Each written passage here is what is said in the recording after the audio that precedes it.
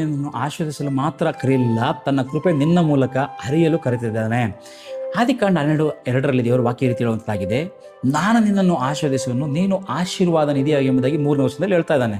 ಪ್ರಿಯ ಸಭೆಯೇ, ಆ ವಚನವು ಅನೇಕ ಬಾರಿ ನಾವು ಓದಿರ್ತೀವಲ್ಲ, ಆದರೆ ಅದರಲ್ಲಿರುವಂಥ ಆಳವಾದ ಸತ್ಯವನ್ನು ಅನೇಕರು ಇವತ್ತು ನಾವು ಗಮನಿಸುವಂಥ ವ್ಯಕ್ತಿಗಳಾಗಿರುವುದಿಲ್ಲ. ದೇವರ ಅಬ್ರಹಾಮನಿಗೆ ನಾನು ನಿನ್ನನ್ನು ಆಶೀರ್ವದಿಸುವೆನೆಂದು ಹೇಳಿ ಅಲ್ಲಿಗೆ ನಿಲ್ಲಿಸಿಲ್ರಿ. ತದಾದ ನಂತರ ಆತನು ಹೇಳಿದ್ದು ನೀನು ಆಶೀರ್ವಾದ ನಿಧಿಯಾಗಿರು ಎಂಬುದಾಗಿ. ಅಂದರೆ ದೇವರ ಆಶೀರ್ವಾದವನ್ನು ನಮ್ಮ ಜೀವನದ ಅಂತಿಮ ಗುರಿಯಾಗಿಕೊಳ್ಳಲಿಲ್ಲ. That is not a final destination. ಅದು ನಮ್ಮ ಮೂಲಕ ಇನ್ನೊಬ್ಬರ ಜೀವನವನ್ನು ತಲುಪಬೇಕೆಂದು ಕೊಟ್ಟಿದ್ದಾನೆ.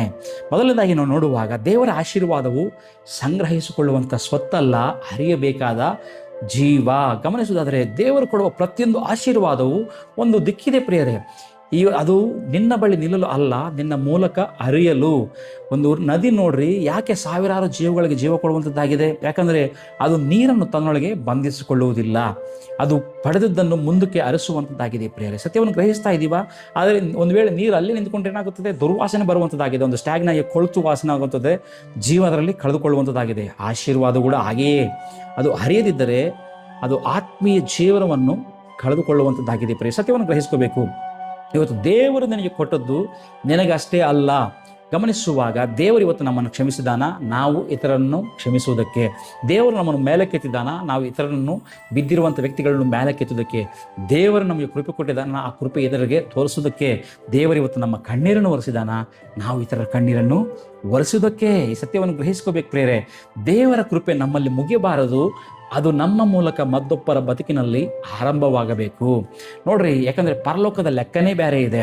ಕೊನೆಯದೇನ ದೇವರು ಕೇಳುವ ಪ್ರಶ್ನೆ ನಿನಗೆ ಎಷ್ಟು ಆಶೀರ್ವಾದಗಳು ಸಿಕ್ಕವು ಎಂಬುದಾಗಲ್ಲ, ಆದರೆ ಆತನು ಕೇಳುವುದು ನನ್ನ ಮೂಲಕ ಎಷ್ಟು ಜನರು ನನ್ನ ಪ್ರೀತಿಯನ್ನು ಅನುಭವಿಸಿದ್ದಾರೆ ಎಂಬ ಪ್ರಶ್ನೆ ನಮಗೆ ಕೇಳುವಂಥ ದೇವರಾಗಿದ್ದಾನೆ. ನಮ್ಮ ಮೂಲಕ ಎಷ್ಟು ಮಂದಿ ಹೃದಯಗಳು ಸಾಂತ್ವನ ಪಡೆದೆ ಎಂಬುದಾಗಿ ಆತನು ಕೇಳುವಂತನಾಗಿದ್ದಾನೆ.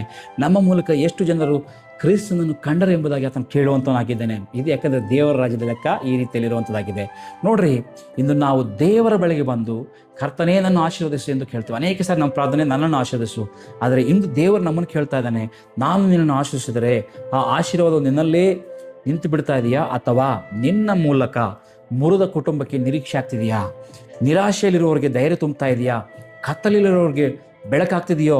ಪಾಪಿಯ ಕ್ರಿಸ್ತನ ದಾರಿ ಆಗ್ತಿದೆ ಎಂಬ ಪ್ರಶ್ನೆ ಇವತ್ತು ನಮಗೆ ಕೇಳುವಂತನಾಗಿದ್ದೇನೆ. ಪ್ರಿಯರೇ, ದೇವರು ನಿನ್ನ ಕೈಯನ್ನು ತುಂಬುವುದಕ್ಕಿಂತ ನಿನ್ನ ಹೃದಯವನ್ನು ತನ್ನ ಹರಿವಿನ ಮಾರ್ಗವಾಗಿಸಲು ಬಯಸುವಂತವನಾಗಿದ್ದಾನೆ. ದೇವರು ನಿನ್ನ ಮನೆಗೆ ಆಶೀರ್ವಾದ ಕಳಿಸೋದಕ್ಕಿಂತ ನಿನ್ನ ಮನೆಯನ್ನು ಆಶೀರ್ವಾದ ಮೂಲವಾಗಿ ಆಗಲು ಬಯಸುವಂತವನಾಗಿದ್ದಾನೆ. ದೇವರು ನಿನ್ನನ್ನು ಕೇವಲ ಸ್ವೀಕರಿಸಿದ ಪಾತ್ರೆಯಾಗಿ ಅಲ್ಲ, ಹರಿಯುವ ನದಿಯನ್ನಾಗಿರು